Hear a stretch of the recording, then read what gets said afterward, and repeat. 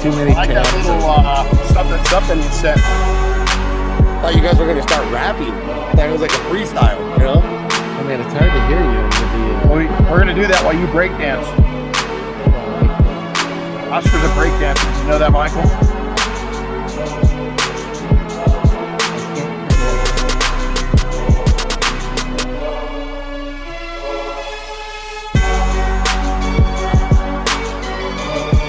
Music is noisy.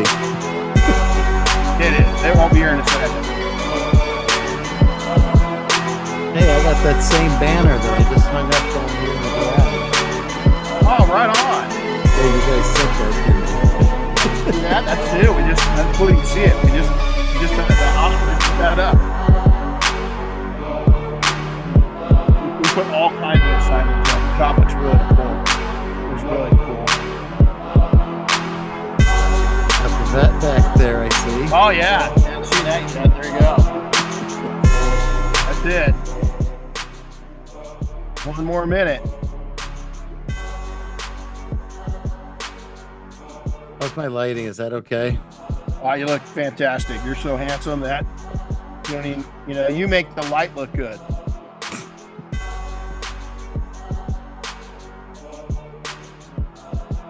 Ooh, what the hell did I just do? I just did something.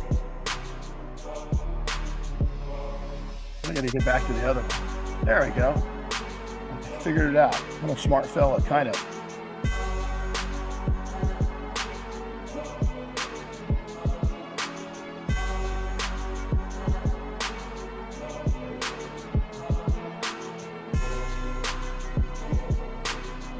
You guys hear that back there?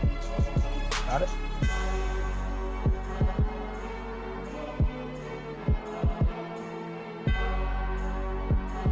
There we go. That's Seven, what you... 6, now I'm cooking with wood. 4, 3, 2, 1. And we got to get that. It's the Rennie Doyle podcast. What's up, Michael? What's up, man? How you doing?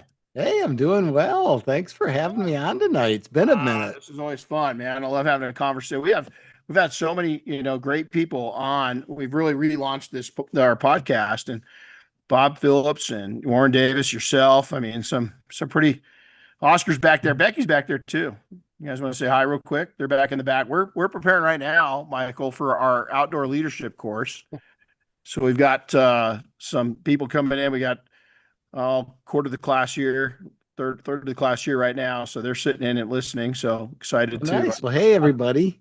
Yeah. Say hi.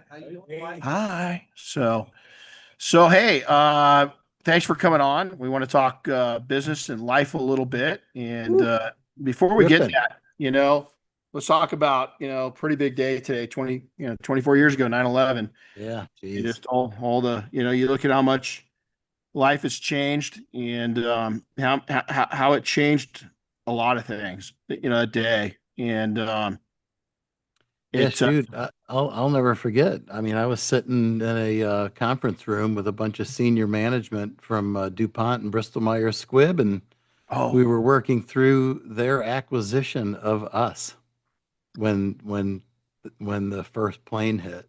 Wow. And of course, when that first plane hit, we didn't know if it was a Cessna, right? We didn't know. I mean, didn't know anything, right? Yeah, we didn't know anything. And then we got to, I'll never forget it either. I was at home and a friend of mine called. We just moved into a new home and we didn't have TV. We just moved in. So we're waiting for the cable. Matter of fact, the cable set up that day. And so, so many of us were glued to our TVs, at that time. And so it was kind of, but we went to a client's house. This guy's, one of my, a customer, but also I wouldn't call him a mentor, but a coach, right? To me, very, very wealthy guy. His family owned a professional football team for a number of years. And he'd come out, we were at his place and he had a garage that was about the size of our shop and some pretty cool toys in it. And he was being pretty calm about it. He had some friends in there, but then all of a sudden he came out and he wasn't calm, and he'd found out that his daughter had gone to the World Trade Center for a job interview. She was fresh out of college. Christ. And he was freaking, and they shut down the airspace. But he found out, before we left that day, that his daughter, the guy that was going to interview her, called in sick. and she didn't end up going to the interview. She was on her way. She had just gotten up onto the property, and he Unbelievable, called. right? Yeah, Some, just odd little circumstances like that. I mean, there's thousands of them, that you've heard over the thousands, years. thousands. And I've But met a yeah, couple. it's a solemn day. It's always a day that all of us need to just reflect and try and come together as Americans. Well, and it's and especially this Charlie Kirk thing yesterday. Unbelievable. I It's woke just up. I've talked to a lot of people. It was this morning. I woke up at 4 in the morning. I don't know, man. I think like a lot of Americans, I've kind of had it. I just want us to go back to like, I know. don't be Us. Republican, don't be Democrat. Just like, why don't we Why just like, can't we just be us, man? yeah. I mean, Why is there always got to be a them? We should just be us, but here's the good news. The guy had faith, which I really respect. So I feel in my guts that he knew, he was comfortable if something like this happened, what the afterlife was for him. So I take Yeah. solace, no matter what my faith is, that dude had faith. And so I think that if more people feel like us and just being us, maybe somehow, maybe we'll come back. Maybe this is a lightning. It has been for me. No, I just don't want you'd to top hope, it anymore. but I mean, geez, 31 years old. That's Chris's age, So I mean, as a Yeah, dad, that always hits you. It's like, holy hell, it that's does. that's my daughter going. Right. It's like shit. And I try not to get emotional, but just, the fact of what his family, and it was, man, this dude was a public figure, but it wasn't like a politician, and it's like a regular Joe. How far is it going to go? I mean, are they going to start picking off people in other industries that are because I had a dude go off on me yesterday. I put a pretty positive post up on, I pushed back a little bit on something that somebody said, just a little bit, nothing extreme. And I had a decent conversation with this guy, and all of a sudden, and I was like, man, delete, see ya, because Social media, I mean, all the yeah, great things that the internet brings. I mean, the promise of it was to bring us all together, but it's done the opposite, quite honestly. it has. And, I use it as a tool for, I like watching, certain people.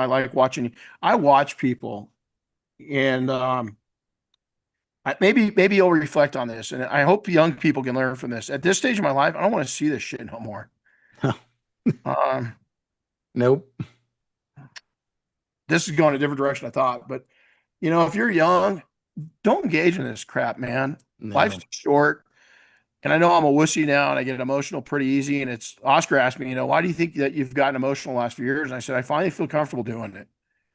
And I've hidden behind Yeah. this tough guy thing. And I grew up whatever freaking way I did. We all grew up a different way. And I don't complain about for a lot of people, maybe they couldn't have survived the way I grew up, but damn, it made me who I am. I loved it.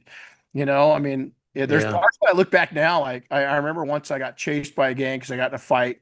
I was in my car by myself, but thank God I had a Baja Bug and I could go to the sand dunes, and they had a lowrider and they couldn't. And Yeah, well, I look back at my childhood too, and I mean the crazy stuff we did. I think we're all oh, lucky to make it to adulthood for oh, crying out loud. exactly. But hey, on 9/11, I'm gonna look at it this way. Is I put, today I put a picture of the Twin Towers up because life seemed a lot simpler back then, right? And we weren't as quite as vulnerable and Yeah. polluted and all that stuff. And then with Charlie Kirk yesterday is, I look at what lessons can we walk away. You might not agree with a single word the guy said, but he tried. And and Yeah, I and mean, there's always going to be people that are going to move the needle, whether you agree with how they're moving it amen. or not. But it's like, Jesus Christ, I, there's 300 million or 350 million people in the United States. You think you're going to agree with right, everybody? right. What are Here's a you great nuts? yeah, some people are. But here's another thing is I always, we owned another company where we worked with a lot of celebrities. We had a few celebrities in our detailing company through the years, but a lot more in this other company we owned. And like we were adventurous. We got to sell it. We've been blessed in that way. We're going to get into your story here in a minute, and kind of what you've done in that way that's kind of built you into the man and entrepreneur and father and husband that you are and friend that you are now.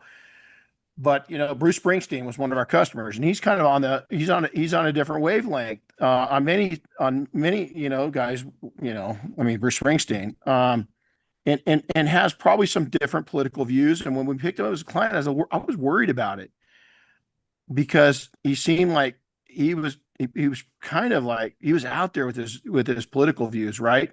And I don't mean weird, I just mean he was very vocal about it. Yeah. But here's the thing, when I met him, and I own this with him because he was a client for a few years, and we didn't see him much, a couple times a year, so maybe six to eight times. But the second or third time I was with him, I said, "Look, and I owe you an apology." And he goes, "For what? You've always been real professional." No, no, no.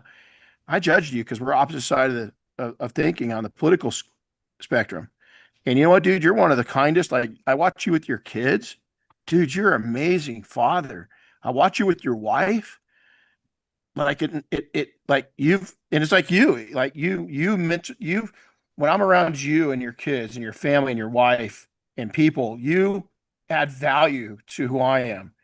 And even though I was only around Bruce Springsteen a few times, I learned the games he played with his kids in the car. Something so simple, but yet, and then the way he was with his mom, like he was tender.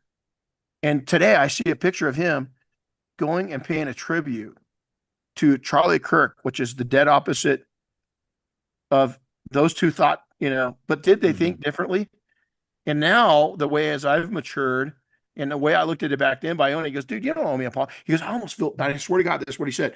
I almost feel bad. Do I come off as like this nutcase? I went, no, no, no, you don't. That it was my weakness of thinking that. You actually, looking back now, you're just sharing your opinions, and that's what America's about. Yeah. And you don't do it grossly. I mean, maybe to some people he does, but to me, he was a complete gentleman. And then seeing him go today and seeing the picture of him laying a flower down at a memorial for somebody that he obviously probably politically, publicly thinks a little different from. If he can do it, we can do it. Because he's got a lot to lose. We don't. We're this famous, Michael. We're this famous. I don't even want to be that famous. I don't either. Yeah, we won't go. You're blessed. I'm blessed. You're blessed, right? We love where we've been able to take our lives and our journeys and our families and we're not done yet, right? I mean, we're not done yet. And I know some of the answers to these questions that we're going to ask you tonight, and I'm really excited about them, but I really value my quiet time. And I believe it or not, there's a lot of people that disagree. We've both been on the receiving end of some stuff, right? I push people as far forward until they just hit me. If they smack me back, then I'm not going to do it again, right? But I don't like being in the limelight. Matter of fact, at Air Force One, and then again up in Monterey, they're going, hey, let's take some pictures of you. No, go take pictures of the team. I got enough pictures of me, and I don't even like how I look. I mean, just go take pictures, and it's not a vain thing. It's just, I mean, I'd rather see these guys that are sitting right here, and I know you're the same way. I don't. Yep. Yeah. I want to push them forward, man. I don't want to be in the limelight. Exactly. And I never really set out to it, but I honor that I'm there. And we, my friend, are so blessed in so many ways. I'm never going to complain about that limelight, but I'm definitely, as I age, I'm ready to ride my horse a little more, sit on the porch. No, I hear you. I hear you. Fish a little more. I mean, we're in the thick of it now, so I really don't have that luxury because we're really punching through some really transformative things in the company. And I mean, you know what it's like when you get into that. Yeah. It's an all-in moment. So you find yourself working super hard. You're representing your team more than you represent yourself. Amen. We haven't announced it publicly yet, but it's out. Oscar, as of last 2 weeks ago, he's our vice president, full-time vice president. Congrats, Oscar. Yeah. So he the chores he's doing right now, he's probably like, yeah. Thanks for nothing. Can I chime in? I mean, I'm taking out the trash. I'm doing the oil change back here. I don't know. yeah. Him and Becky are neck deep into it. And we're like you guys we're bringing a lot of changes to the forefront. We're just talking to the guys, and we're putting a brand new platform together for our group. We're going to do some really innovative things in the industry with that platform outside of our group. And enough about us. Hey, you didn't snap your fingers. and all this pop up. I know quite a bit about your past and how you've done it, but run us through your journey. Take us back to your earliest moments of starting that. Where did you get that first foundation, and who kind of, helped you along, and take us You through know, chapter, getting up to where all of a sudden, and I we mean, met in a really cool way. So I it's want to, long. It's a long chapter at this stage of the game, you know? right. And I mean, one of the nice things about getting older is you kind of get to put different tools in your toolbox. And, one of them is hindsight, that it takes you a lot of years to earn that It does. and put that in the toolbox. And guys, don't Um, don't be too in a hurry for that, because that means there's less years in front of you than oh, you that's got for behind sure, you. man. I'm on the back nine of life. There's no change in that, but I'm okay with that. Yeah, me too. I mean, I got a good round of golf going. I love it. I love it. And you know what? I don't think you're on the back nine. I think you've still got, you might have several courses behind you, but I think you still have a lot of courses in front of you too. I'd like to think so. I'm going to I try and think stay so. super healthy. I'm getting healthy again, which is good because I really neglected myself for a few years there, just in the grind.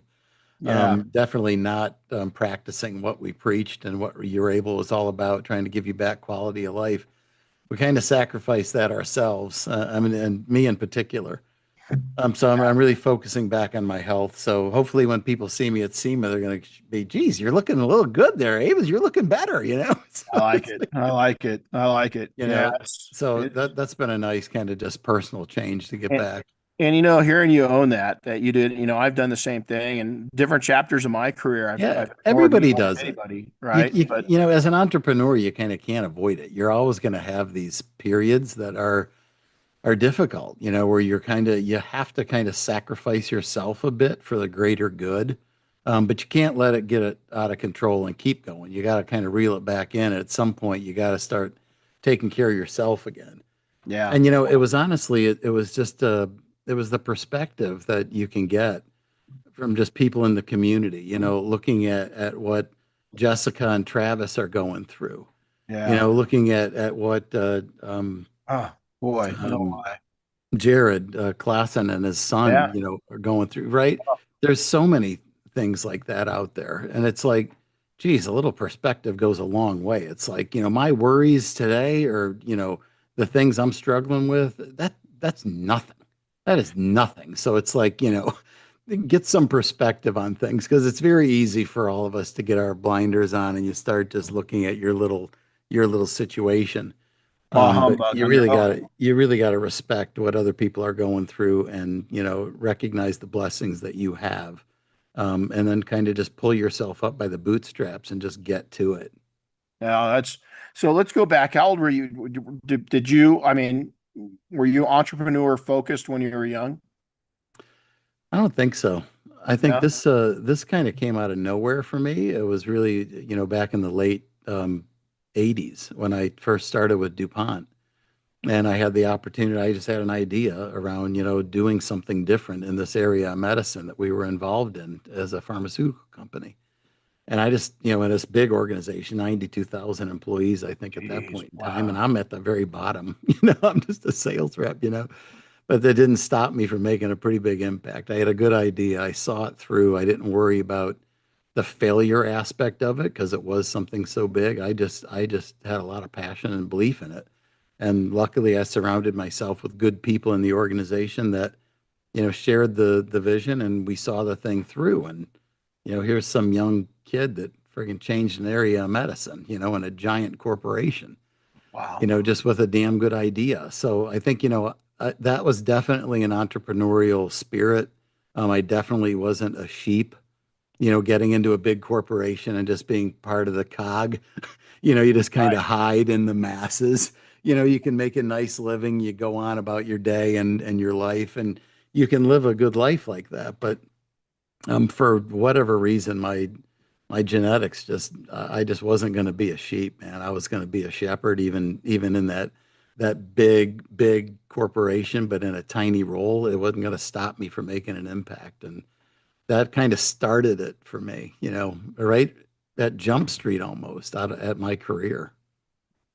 And a lot of times the detail you see that, and I think going back, it's kind of ironic because I self-employed, came up, and then in my 20s, I took a corporate job like you in a big company, not quite as big as that, but big company, 25, 30,000 people, right?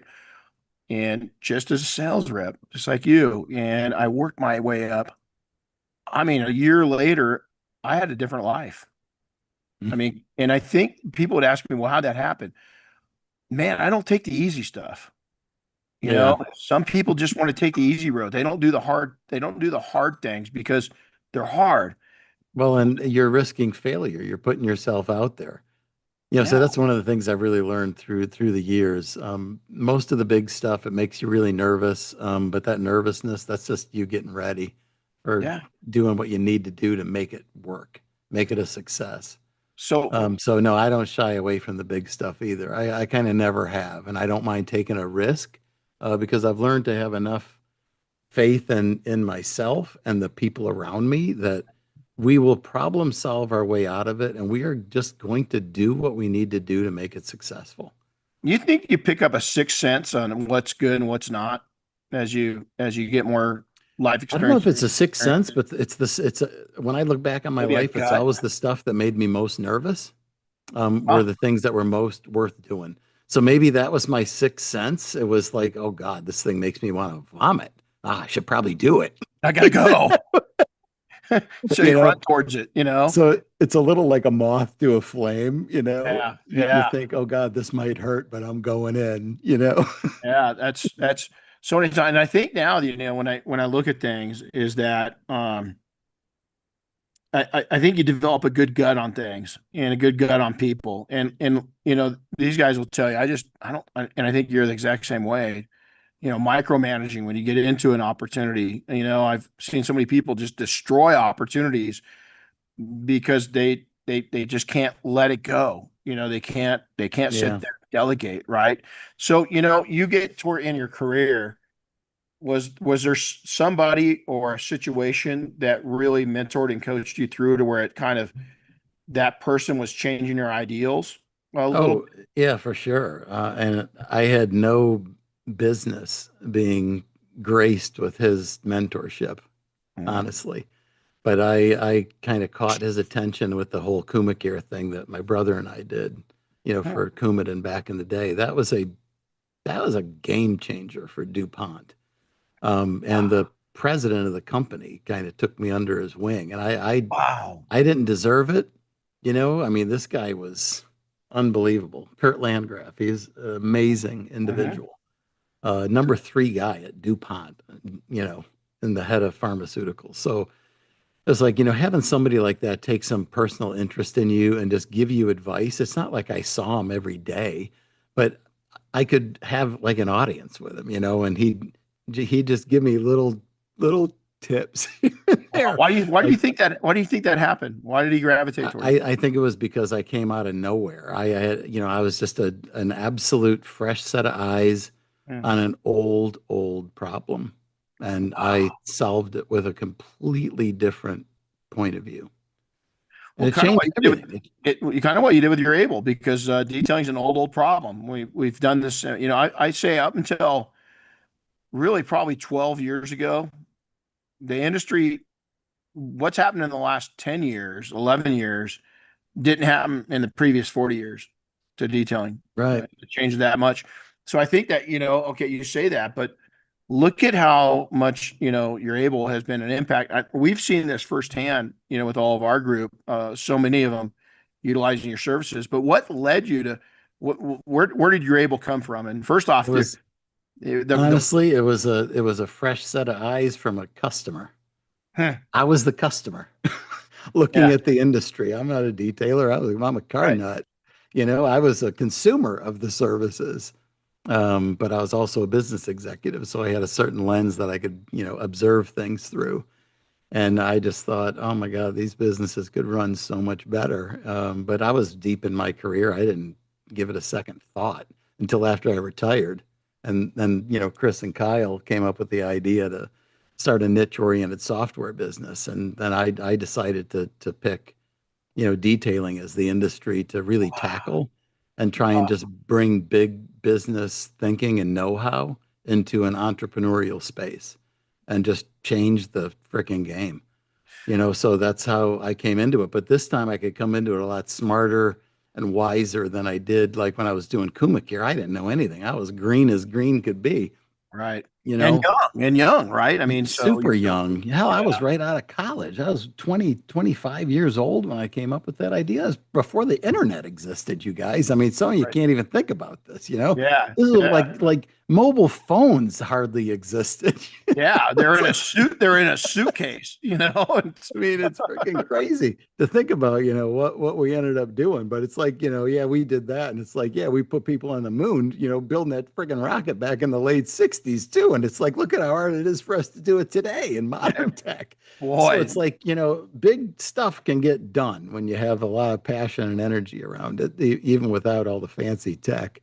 Um, so yeah, I just came at the industry with a fresh set of eyes and more of a consumer's point of view. So I looked at it like, how can these businesses build a better customer experience and raise their level of professionalism in the process and their prices as a result, Yeah. and get what they deserve. That was the impetus behind it. And then you had to drive of you having, getting your kids involved, and having it a family affair. Yeah, but we couldn't have done it without kind of the three of us at the Right. core to get it And that, started. We were all willing to like go all in on it. The kids quit their jobs. Vicky and I paid wow. them a meager salary to just put food on the table, and we did Wow. that out of our retirement money. Wow. So this was a big risk, but again, I don't mind taking big risks, when I believe in something, and I really felt like we could do something special if we did this right. And I had enough tools in the toolbox from a long career to know this was gonna win. This was gonna win. Yeah. So, you know, I pulled in, I fly in. We both got invited to an event there in Pennsylvania. And I took an Uber from the airport and I come up to this parking lot and there's a Audi R8 sitting there. And it had a really cool wrap with some cool colors on it. And it said Urable. And I'm like, what the heck is a Urable? You know? And I didn't know I didn't know how to pronounce the name, but I just knew there was a cool car. And then it turns out that you and Chris were there to speak, and it was a good friend of ours. I'll let you kind of tell the story of what we were there for. And then it kind of, it definitely piqued my interest in what you're doing. And, kind of yeah, and that. hats off to Barry Mhm. Thiel for giving us the opportunity to Yep. support detailing for dyslexia. Barry is dyslexic, and he was trying to raise money for the Dyslexia Foundation in Lancaster. Yep. Um, it was an opportunity for me to support somebody. And Barry was so funny, he's like, oh, like $200, just if you just, donate $200, that'd be great. And I'm like, Barry, I don't do that, man. I don't do $200. I'll give you $2,000 to help some kids out. There you It's like, go. Right. I don't do 200. Okay. That's not me. If I'm Yeah. coming in on something, I'm coming in like I mean it. And so we met, but here's the really thing is I hadn't met, and I almost didn't take Barry up on it when he wanted me to come speak, right? But what I hadn't admitted to, and not even my wife, and at that point we'd been married for how long ago was that? Oh God, that was forever ago. Right when we started, 2018, maybe Yeah, 19. yeah, yeah. So it was pre-COVID, and I was, I've been very honest with you guys. I was a special ed kid. They diagnosed me. Well, my school district didn't know what it was, so they actually told my grandma I was somewhat retarded. And I say that, and I'm not that it's the truth. That's what they told her, and I was devastated. As you imagine, a 10-year-old little boy being told you're retarded, Yeah, and labeled yeah, it already. was pretty. It was pretty devastating because I didn't feel it. I just was like, God, I think I'm kind of normal, but geez, I guess not. And the first day of school is I got a special ed teacher that was fresh out of college, and she'd only been teaching for a couple of years, and she picked up the first day. How Mrs. Johnson? I still know her. Haven't talked to her in a few years, but she changed my life because she picked up. I was really distraught. I was in a bad spot. My dad had taken off, 5 years before that. We didn't have much. we didn't have anything. And then now this. And so I Yeah. didn't have friends. They completely dumped me, you know. And so she pulled me aside and she goes, why you're so upset? And I said, well, it's my first day being in, and I'm not saying this to be mean, but it was my first day being in a class where I'm considered retarded. And she goes, who told you you're retarded? I said, well, Mrs. Molina, the vice principal. Woo. Miss Johnson got a hold of my grandma right then and there. We walked up to the office and they laid into her because she goes, this, you don't even know what it is. Here you are, an educator, and he's got ADD, and our little school district is poor, and they didn't know what ADD was back then, but she did, thank God, right? And they said I'd never pass any of the junior high or high school competency test. I probably wouldn't get through school. I'd have to be a dropout. That teacher had me pass the junior high, all of them. In sixth grade, I passed all the competency tests, and I passed two of the three high school ones in sixth grade. Um, I was Yeah. also See, dyslexic, and I'd never admitted it before.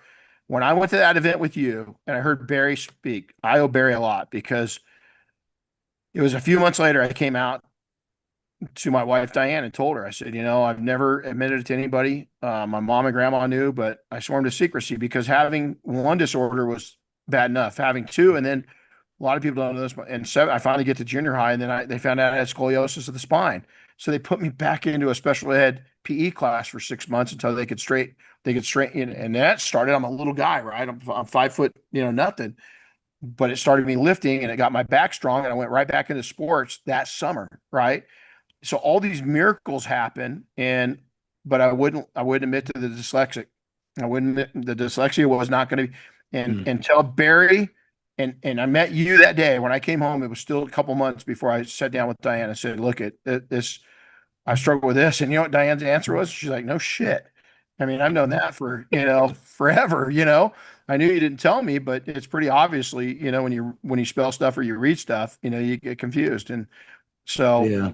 we met at a really cool event, and I was so impressed by both you and Chris, and the way you presented, the way you gave back to people, the way you spoke with people, and it started up. It's a friendship to today, and what you've done to the industry. So the automobile you talked about, it's a passion for you. So let's talk cars for a second. So when did that bug set in?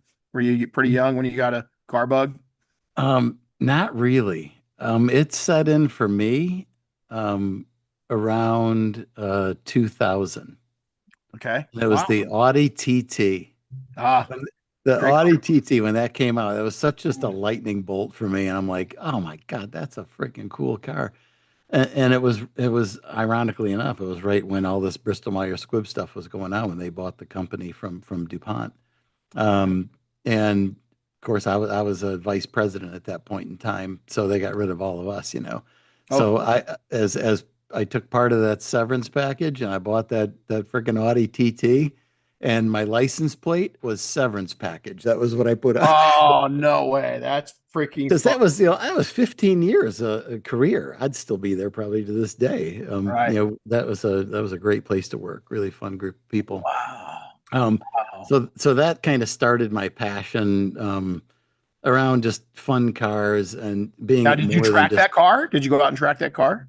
I did not track that one. I tracked its successor, the TTRS. Great When that car. baby came out. Now that's a great track car.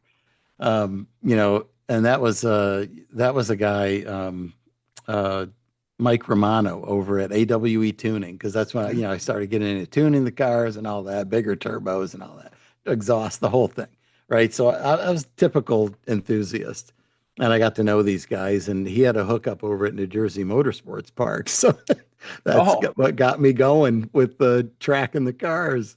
wow. I didn't know you had an RS. That's amazing. Still to this day, it's an amazing car. I love that car. Oh yeah, that's It's a great so one. so so nowadays, you've got the R8, right? And are you still driving it? Are you still taking it to track Oh yeah, days? that's kind of my daily. I bought a GT4, a Porsche Yep. GT4, Mhm. to be kind of the track car now, take a little pressure off the R8. There you go. And got that from one of our customers. Oh, I'll be dang. Yeah, Wow. Ron Harris. Thank you, Oh Ron, for no, that really? hookup. Yeah, I Wow. saw. Yeah, Ron posted it on his site, and he said, "Hey, my customer's selling the GT4. If anybody's interested." I called him. Like it wasn't 30 seconds later. I'm like, "How nice is that, Ron?"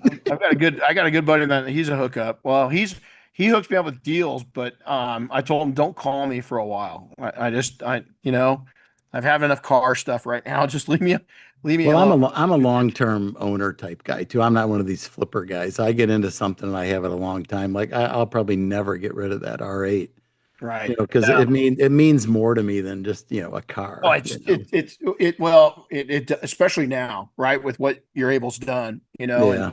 and and it's known, and it's it's got, and that's my cars, our Chevelles back there. This we picked up this car with our our daughter and son-in-law love vets, and so we won't. I mean, she might get rid of it one of these days, but I won't, because it means too much. She helped me drive it back from Texas, so she drove this car brand new. Here she is, at the time. No, she was 21, but she's driving across Texas in this car, and all the way. When everybody's like, "Wow, you let her drive?" She drove half the way, man. I was asleep half the time. So I just feel comfortable with this. So culture. Let's talk about that, and then we're gonna go right. That's gonna pivot right into the next one. You know, you're able. The culture is completely different than a lot of business, not just in our industry. How important is that, big or small, and how do you keep it fresh? It's How do you keep that culture going? well, I mean, we're growing, right? But I mean, we're Right. still a really small company. We've still, we've got 20 people now, which is amazing to think about, what we've grown into.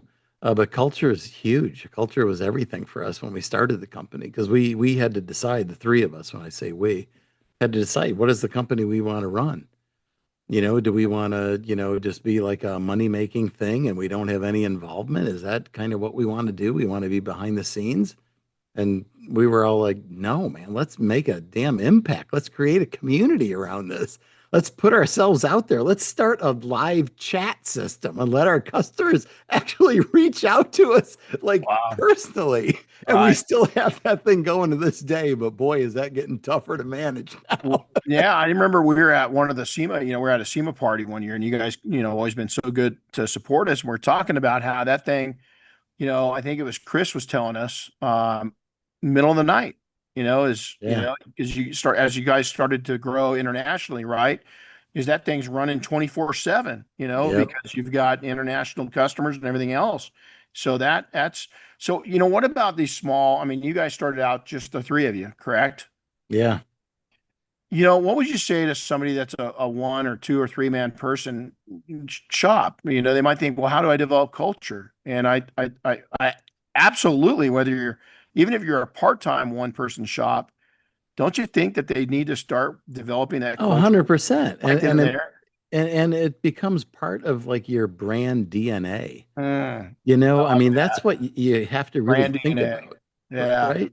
You have to think about, what do you stand for? What do people think of when they hear your name?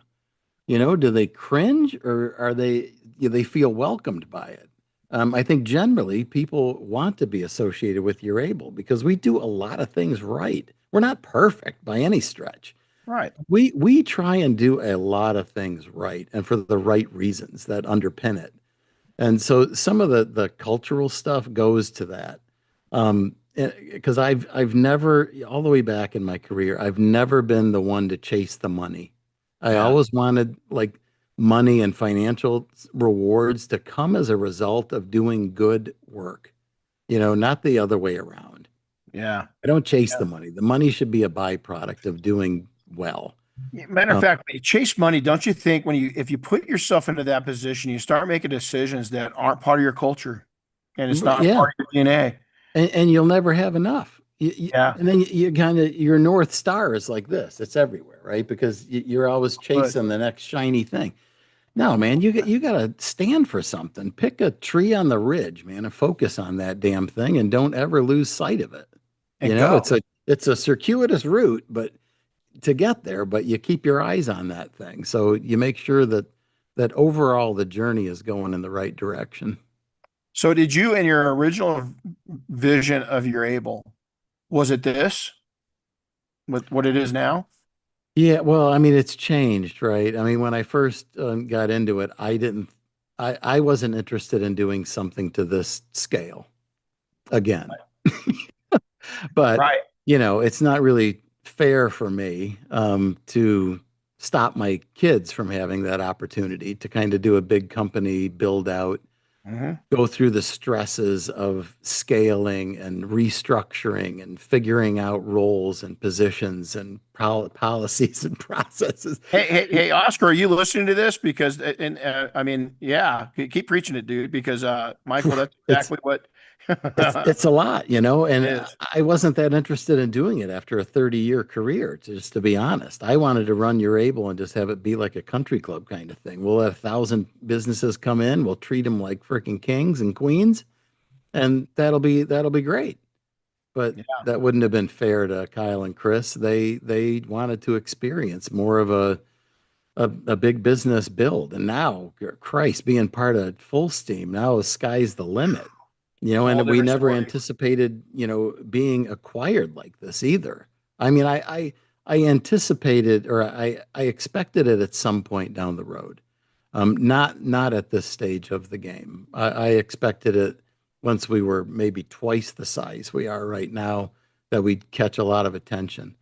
But we caught a lot of PE attention, way early. So probably 2 years ago.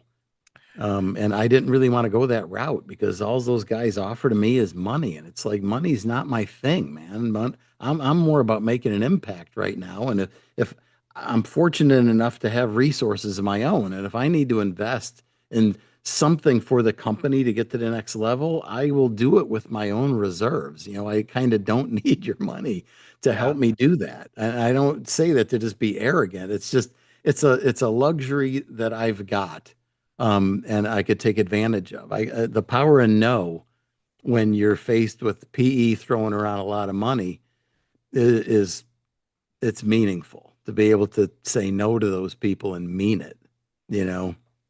But Full Steam was a completely different discussion. yeah, I And can. You said something amazing is that, you owed it to your kids to build something up. I just was asked by a really close friend of mine. I'm really hyper, hyper right now. I've got a lot of energy in our business. I'm real excited. And I'm very focused, probably more so than I've been in 5 or 6 years. And he asked me, he's like, man, so why are you going this route that you're going right now? And I said, because Becky and Oscar want to build something out of what we've got right now into more. yeah, And if I can't retard that, I've got to support that. And I've got to give them the input that I've got to allow them to go do that. And it's exciting. it's It's it's awesome, right? I mean, Full Steam's whole tagline is building on great. mm, So they try and find companies like us that, have a niche oriented focus, and have done a really nice job. Um, wow. we were a big acquisition for them. We're a very good company within Full Steam's portfolio companies. They have 90. We are in the top echelon of companies within their portfolio companies. We Wow. we run a real freaking company, as you know. Right. Yeah, we Absolutely. don't cut corners. It's highly ethical. The system is built to take an unbelievable punch. It's super modern. They looked at us as a strategic acquisition, not just like buy them and harvest them. That is not it. It is, let's acquire these guys in totality. And it's not just about acquiring Urable, the system. It's about acquiring Abens Solutions. It's everything that they've built. It's the culture that they've created. It's their employees that they've trained, Wow. That's the awesome. processes that they've put in place, you know, and it's a phenomenal opportunity that they gave us and the industry.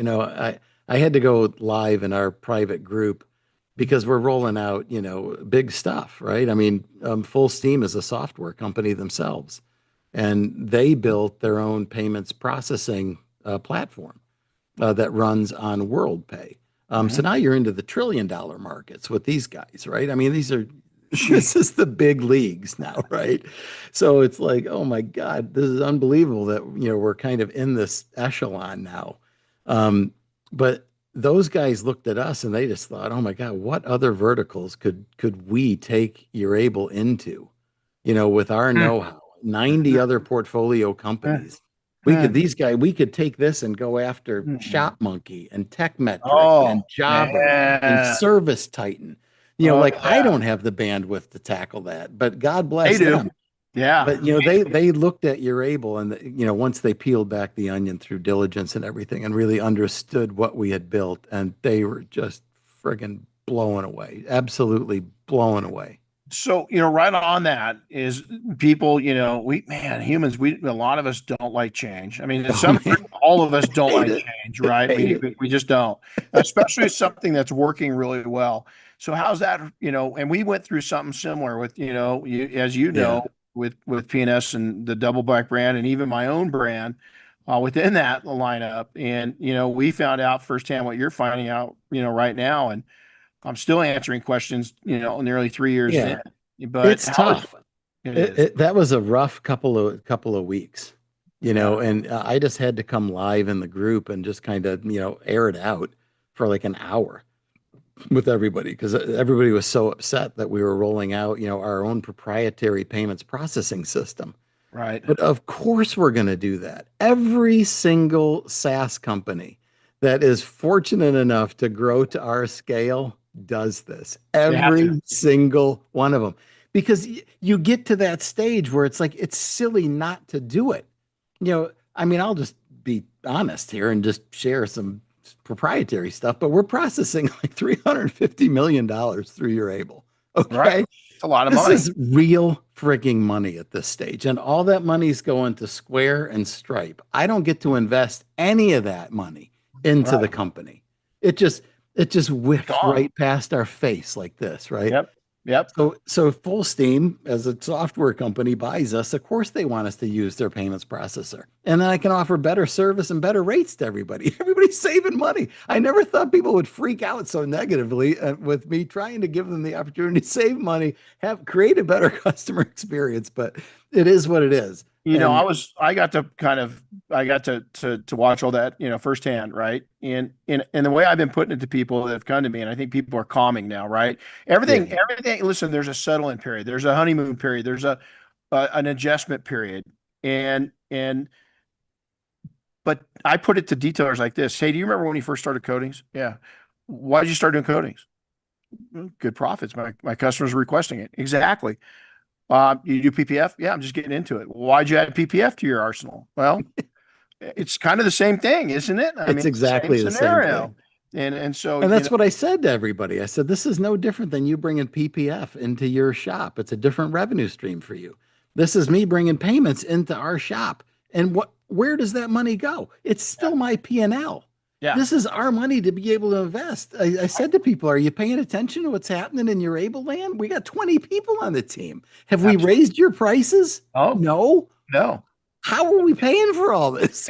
And here's the behind the scenes that people don't, we've got a party coming up, and we call it a party, and especially this year with SEMA getting even more involved in the gathering of detailers. We did it last. You guys Mhm. back up all of that, and now we as an industry are gonna give probably somewhere between.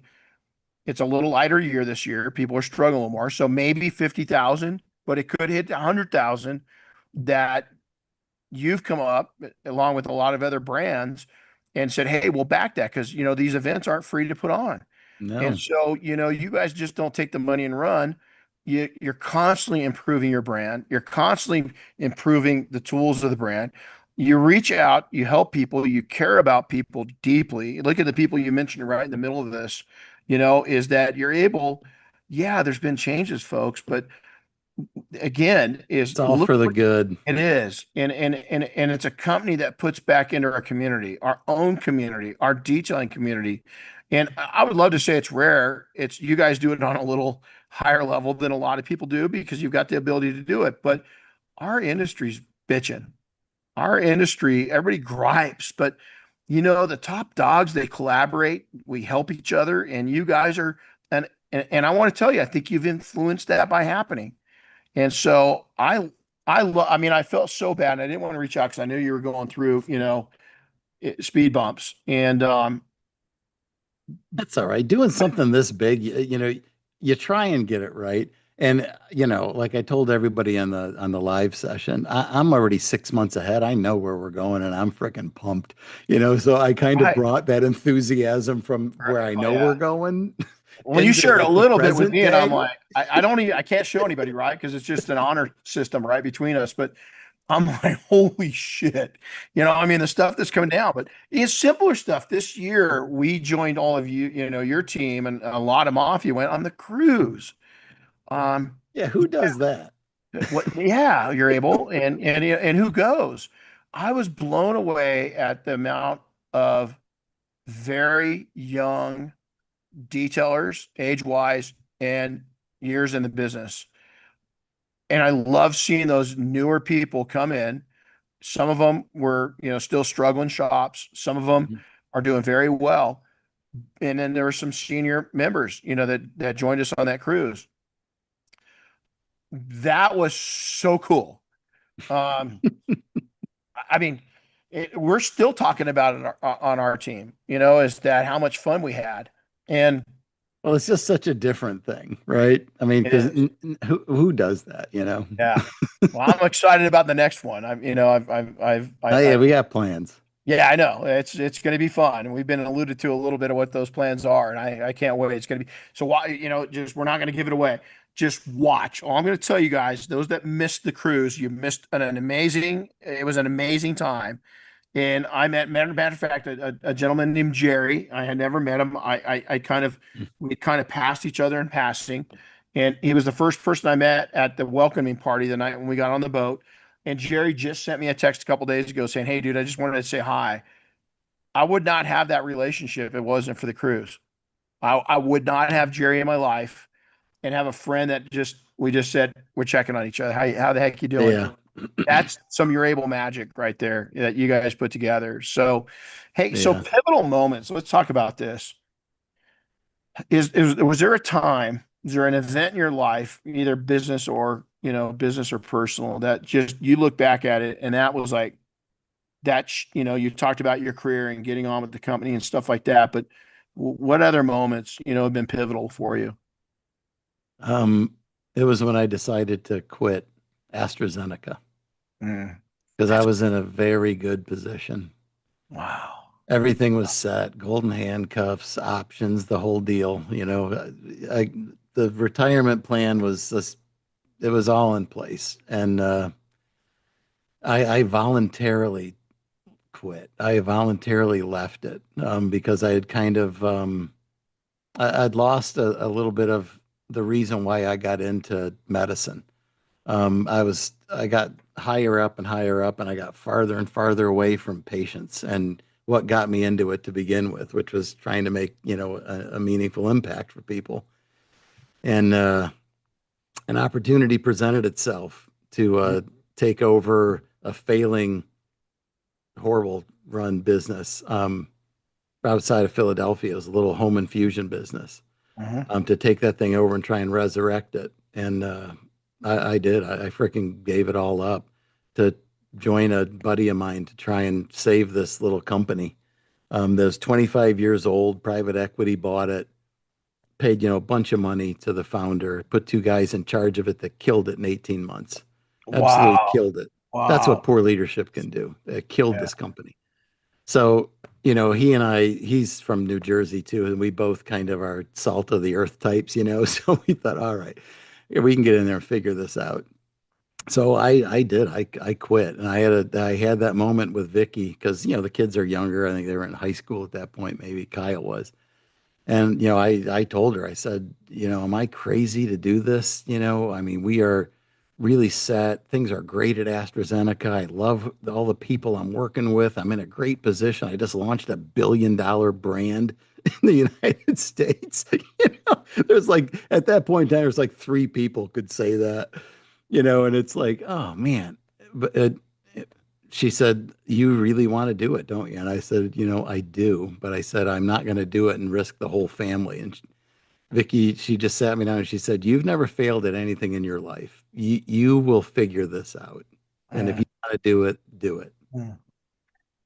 I'll tell you, I'll share something, a similar story. I had an opportunity when Diane and I were really young. And, we had responsibilities. We had kids. And if I think the timing's right, I think our middle daughter was just born. And I had this opportunity come up. And I slept on it for a couple days without telling Diane. And it was a real dream for me. It really was. But I went the opposite direction. Is Diane said, "Yeah, let's go for it." And I took the safety route for one of the first times in my life. And she goes, Rennie, I understand why you're doing it, but you're making a mistake that you're going to regret later. I really wish that you do this. And it's more because you're going to come back and said, what if? And it's one of the only what ifs. I've got two what ifs in my entire life. And I went the opposite direction. I didn't chase it. And the good news on that is I don't do that anymore. I haven't done it since then. And I preached to people. I had a young man come to us probably about a year and a half ago, and he's detailing, he's doing well, and but he really wants to be a police officer. And he knew I was a reserve deputy, and he said, "You know what, man? What I don't know what to do. Should I do this?" And I said, "What do you really? What's your?" He says, "I always feel I can come back into business, but this is I don't have any more of these opportunities." I said, "You got to do it." And he's out of the academy. He's a police officer now, and he's Yeah, he's there you go. working the streets, and he took and he loves it, right? And I didn't think like the old me that, hey, I can always do what I'm doing now later. Let's go jump on that opportunity. And so I love hearing you say that, you risked it, right? Did you risk it all? No, because you had to go to what your abilities were, right? And most important, you had Yeah. a family and a wife that supported you. Yeah, And well, if Vicky wasn't kind of, giving me that positive energy and that belief kind of Mhm. to reassure myself that, yeah, I don't have the answers. I mean, I was going into an industry that I didn't know anything about. Wow. Um, and then, I get over there and I'm trying to get my footing and, I spend about 90 days kind of underground, just learning and Wow. strategizing and just trying to figure out what is the path to save this place. And I picked Wow. something that nobody else wanted to do. And it was the most complicated area of medicine ever, which is why nobody ever wants to tackle it. But I friggin' put in the work. I figured it out. And we turned that company into the largest provider of intrathecal drug therapy in the country, and sold the company for $200 million 4 years later. So it's like that thing Wow. went from being worth nothing to 200, 4 years later, and that was just And I bet hard you, I friggin' bet you, work. I was going to say, I bet you worked your booty off though, didn't you? Oh my God, it I was mean, endless. I mean, we weren't even taking salaries trying to just make the banknotes. It wow. was that dire. I mean, it was down to like 35 people in the company. It was Mhm. barely hanging on. It was brutal. But, Yes. I had to convince the PE guys that this was a risk worth taking. They didn't really see a lot of good options to save the company. And when I presented that to them, they thought, well, shit, that's kind of a Hail Mary move. And I'm like, yeah, but you know what? People do hit grand slams every once They in a do. while, They'll put and it, I'm pretty sure they'll put it, nobody else wants to tackle this, no, they'll put it in the end zone. They'll put it up and they'll catch the ball. So, It's that leads me to a question. So obviously you've got some habits that they're reoccurring. I can already hear them. What habits have contributed to you being able to take these risks, to come in at a young age and achieve things, to retire out and start your able? What habits? What do you see? What do you see your kids, the good habits your kids and your staff have that are contributing to all this? oh man, I mean that's a good question. I think it's not really a habit so much as just a belief system. I've got a strong belief in myself. I'm not the smartest guy in the world, but I have faith that I will surround myself with people that will challenge me and come Mhm. up with solutions that I don't see. Mhm. That I can get behind and support, and is to help that be a success. Um, so I think it's more of that than it is a habit kind of thing for me, Mhm. and that bleeds directly into a, a culture of success and empowerment. I You like know, that. like my team is empowered. I'm like Ryan, he does such a phenomenal job when he came in and took over like sales. We never Mhm. had sales. Ryan came in and built that thing from zero. And now the structure and the processes that are in place, it's so good. We treat every one of our customers. And I mean, Randy, it is mind-boggling to deal with the scale we're dealing with right now. We have 600 businesses that trial Urable on a regular rolling 30-day basis. Wow. They just come to us, okay? They come to us. And that's it 600. pretty much at all times. It's between 500. We were up to, I think, 685, I think maybe at the top, which was absolutely crushing the team. But Wow. at any given rolling 30-day period. So our growth rate is absolutely through the roof. And now with good discipline and, Ryan bringing in a better lens than I certainly had around doing this, he is giving every one of those 600 that come in the VIP treatment. Mm. And like because he's like, we should covet every one of these people that come to us. We didn't have the bandwidth to do it for like the early years. We just couldn't do it. We did the best we could, right? But we couldn't covet all those people and treat them as special as we should. And now we are, even at this scale. It's absolutely crazy. How many people come to us every month. Well, we're doing the exact same thing. We just built out our sales strategy, but our sales system and process, right? We rebuilt it, and Becky's running with that ball right now. And you said a couple of interesting things. Is that isn't it the same for detailers? That you just nailed it. Okay, you've got a sales process in place that Ryan brought in that it wasn't there. That's a game changer. The way you treat them and the way they feel, that's a game changer, is that, don't you think, again, one man shop, 10-man shop, isn't that what they should be doing? That It same exact sure as hell process. is. Yep. Covet everybody that comes in the door. I'm glad we're Covet. finally at the point we can do it. I hope, I It's hope, I I hope our still team just wrote that down. Covet. cut. Everybody that comes through Hey that door. man, customers are there. It is an honor to get a customer. You can't Mm, take it for granted. You have to mm, earn it. We mm. love everybody that comes in the door, and we're going to give everybody the VIP treatment. We do the absolute best we can, and this is why your Able's not normal. We're not, and I always felt like we had something that was not normal and it was a special thing. But it's easy to have a biased point of view when you start it, Absolutely. But now that we've been acquired by a big organization like Full Steam, it's been affirmed 100 times over. We are Wow. not normal. Wow. These guys tell us this every day. They're like, because we're super demanding on them. I mean, they love us and they hate us because we're good, right? We are freaking good and we are demanding on what they do for us for support. So it's like, oh my God, we are full throttle with these guys every Oh, day. We need this. We need it yesterday. This is how this needs to go. I love it. I love it. So, hey, two more questions. And so, ooh, what success? It's real easy for, I think, guys that are our age, to look at the younger generation and say, "Hey, man, be careful with your time," right? Um, because we ourselves worked through a lot and probably overworked, a lot of Yep. times, right? But what does success mean to you today? What's it look like today compared to, the previous Yeah. I mean, decades? it's changed so much over the years, of course, because as you go through life, success takes a lot of different shapes and forms. Mhm. But for me now, it's about the community. It's about trying to get more and more, entrepreneurs to see the light, start looking at something like You're Able is not just a nice to have, it's a need to have. Mm. It's not a cost, it's an investment. It makes you more money. I want to help so many of these young kids that didn't have the luxury that I had to have great mentors and learn how real companies do things.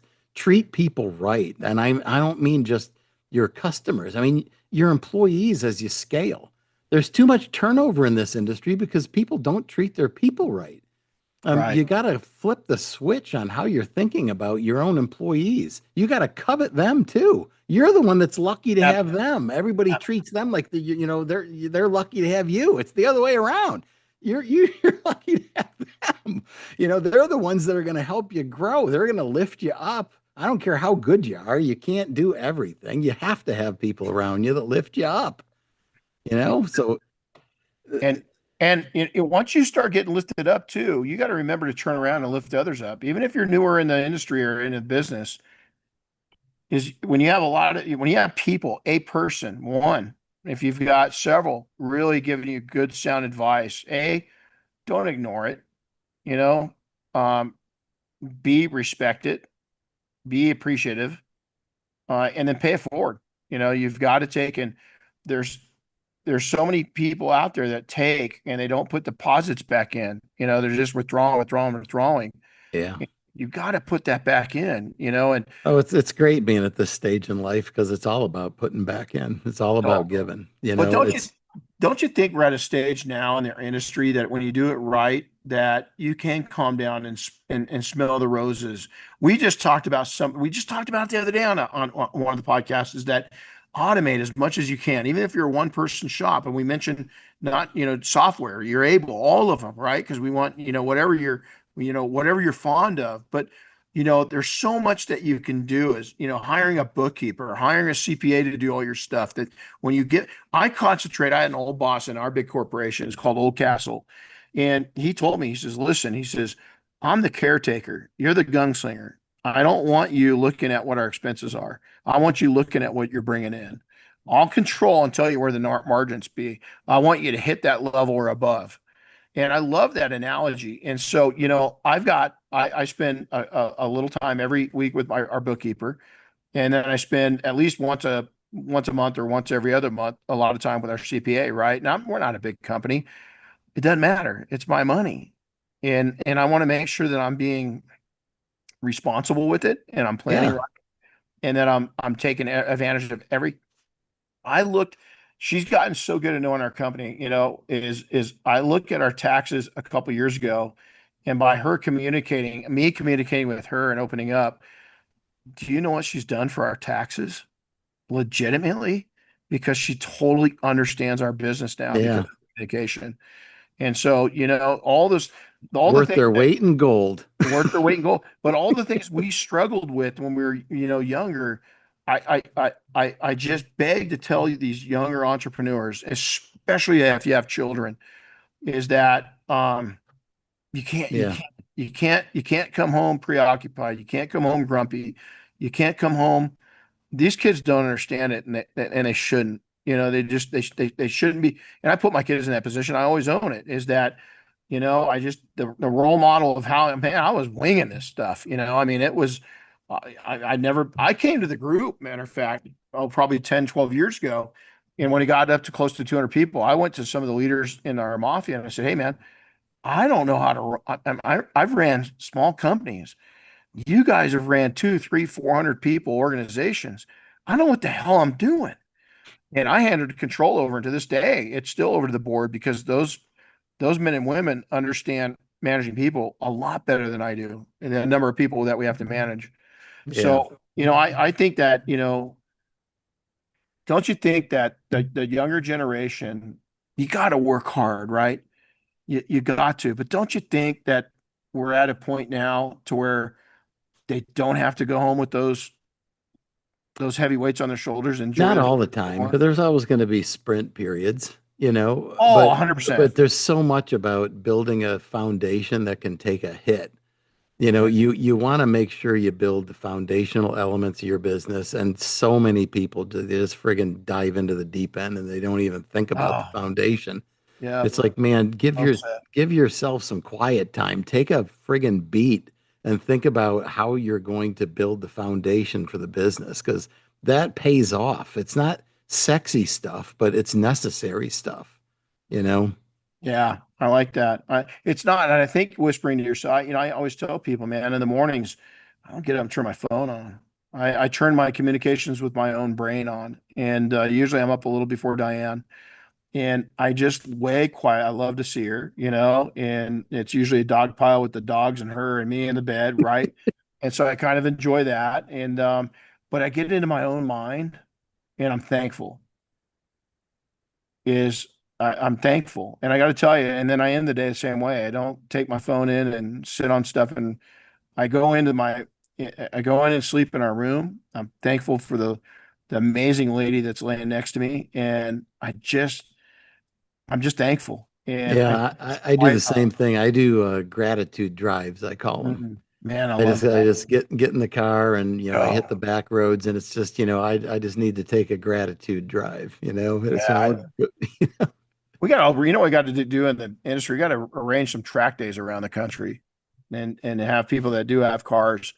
Let's show up and let's go drive. Let's go have some fun. Wouldn't that be a good time? oh, that'd be a riot. Of Wouldn't course, last it? time I did that, Grant crashed into a wall. Well, that's kind of Grant. I kind of expect that. I mean, it's like, yeah, if you know Grant, I mean, why does that make total sense? Sorry, Yeah, Grant.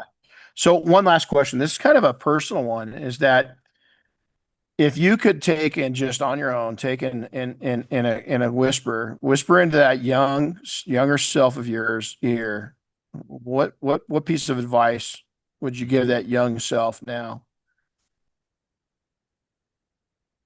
it'd be pretty simple, honestly. It would just be to trust yourself. Mm, That's what I'd whisper. mm, I like that. Trust yourself. Yeah, 'cause that's what I've learned through the years. I always did. And when you're doing something, big and impactful, you don't have a sense for just how big it is until you can look back on it.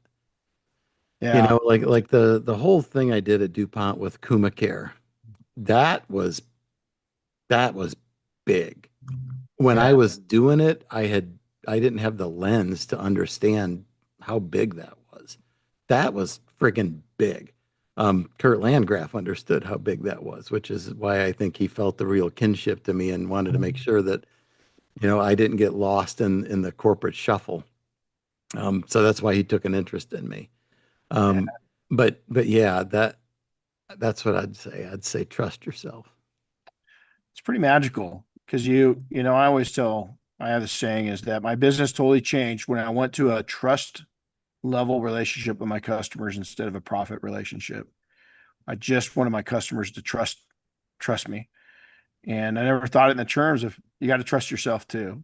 And that you're gonna make the right decision, especially when you have little kids, right? And you got this home life going at home, and you gotta Yeah. you Yeah, gotta because it's trust. not just you, right? I mean, of Oh, course, you want to have some financial security for your wife and your kids. Of course, you do. Everybody does. Um, but if you're chasing the dollar, you're chasing the wrong stuff. Chase the work and let the work speak for itself. The oh, financial rewards will come. I don't think we could end it any better than that. That's I hope people listen to this twice. I do. I really do. Because you lay down some wisdom. And I can't thank you enough, my friend. I'm excited to watch the next chapters and Oh see man, I tell what you you do. what, keep an eye on us the next 12 I months, We always maybe do. 18. Yeah, we always do. Same here. We're gonna take and stir it up a little bit, right? And it's we're putting it like you're doing it for the kids, and I'm doing it for our team, and just as our empires are it's growing and not a shot fired. Yeah, and hey, if you all are coming to SEMA, make sure you come by the booth. We got a little something special to show you. We'd we'll be by, and it's just weeks away, right? I can't wait to see you, and I know, we'll can't reach believe out. it. But well, hey, my friend, you take care. Thanks for coming on. It's always an honor. And again, hey, guys, reach out, tell them, thank you. They do a lot in the industry that you guys don't see, and it's just a privilege for me to call not not just Michael, but the whole team a friend. They're just good. They're just good people and wholesome people, and they do a lot for industry. So, Michael, thank you, Thank guys. you, Ronnie. Tell you, man, say a prayer for our country, our culture, our world. Just keep friendly. It's just detailing industry can really shine right now by just keeping it professional and just realizing there's a lot of cool people out there. Go gravitate to the cool people. All right. Michael, it's good seeing you, bud. Yeah, thank you, Ronnie. Take care.